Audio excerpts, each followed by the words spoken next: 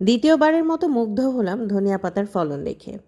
ইদানিং সকালবেলা প্রায় সময় 2 রকমের চা হচ্ছে আমার বাসায়। আজকে দারুণ মজার একটি নাস্তা শিখিয়ে দিব আপনাদেরকে, যেটা কিনা ডায়েটে অথবা এমনিতেও আপনারা খেয়ে নিতে পারেন। রাতে কিন্তু আমি এই খাবারটা খাই, আজকে একদম তৈরি করে দেখিয়ে দিব। আসসালামু আলাইকুম, সুমনি বলছি সুমনিস ব্লগ পেজ থেকে।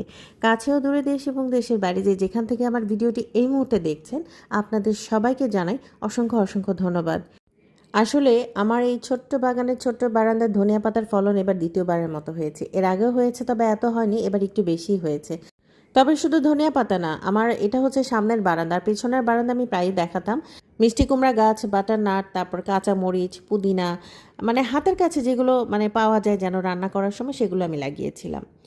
আর সকালবেলা আমি এই যে আজকে না, বেশ কয়েকদিন ধরেই আমি যখন আপনাদের ভাইয়ের বাসায় থাকি আর কি, 2 রকমের চা করি।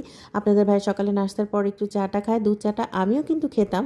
তো যেহেতু আমি ডায়েট করছি, তো আমি একটু সকালবেলা চেষ্টা করছি এই চাটা নেওয়ার, মানে ডিটক্স ড্রিঙ্কটা নেওয়ার, যে খালি পেটে খাচ্ছি আমি। আপনাদের ভাইয়ের নাস্তা করা শেষ, আর আমি এখন খালি পেটে এটা খাবো। তার আধা ঘন্টা পরে আমি আমার নাস্তা খাবো। এই ডেটক্স ড্রিঙ্কটা যে আমাকে কি উপকারে দিয়েছে আমি বলে বোঝাতে পারবো না। আর এই রেসিপি কিন্তু এর আগেও আমি কয়েকবার দিয়ে দিয়েছি আপনাদেরকে।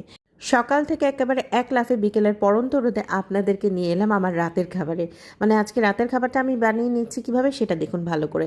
লাল আটার রুটি বানাবো, তবে কিভাবে বানাচ্ছি দেখুন। প্রথমে কয়েক চামচ লাল আটা নিয়েছি হলুদের গুঁড়া, লবণ। এখন ভালো করে পানি দিয়ে এটাকে মিশিয়ে নিচ্ছি। এখন দিয়ে দিচ্ছি এই যে মুসুরের ডাল 2 ঘন্টা ভিজিয়ে রেখেছিলাম, এটা এখন আমি এর সাথে মিশিয়ে দিচ্ছি।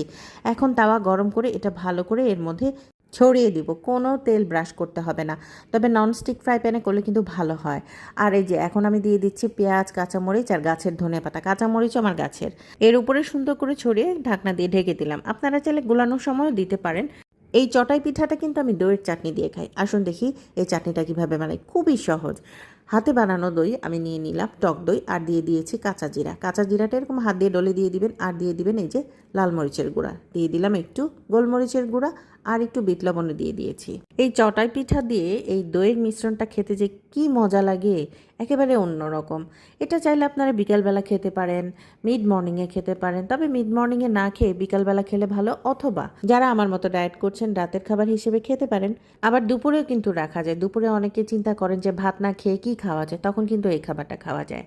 কেমন লেগেছে? এই যে দেখুন, এটা কিন্তু হয়ে গেছে, একদম সাইড দিয়ে উঠে আসছে। এই যে দেখুন, অনেকে লোহার তাওয়াতেও করতে পারেন, তবে ওটা করার সময় সাইড দিয়ে একটু একটু পানি দিতে হয়, তাহলে তাড়াতাড়ি উঠে যায়, সহজে লেগে যায় না। এই যে দেখুন কি সুন্দর উঠে এসেছে। আর এই যে দেখুন পেঁয়াজ, কাঁচামরিচ, ধনেপাতা একেবারে ভেসে আছে উপরে। আমার খুব ভালো লাগে এটা খেতে। আপনারা চাইলে পেঁয়াজ নাও দিতে পারেন। কি সুন্দর মচমচে হয়েছে, আপনারা একবার করে দেখবেন। বিকালে নাস্তা খেয়ে দেখবেন। আর যারা ডায়েট করছে রাতে খেতে পারেন, দুপুরে খেতে পারেন। এই যে সাথে তো আমি এটা দিয়ে খাবই, রাতের জন্য রেখে দিচ্ছি। কেমন লাগলো আজকের ভিডিওটি অবশ্যই জানিয়ে যাবেন কিন্তু। আজ এ পর্যন্তই। আল্লাহ হাফেজ।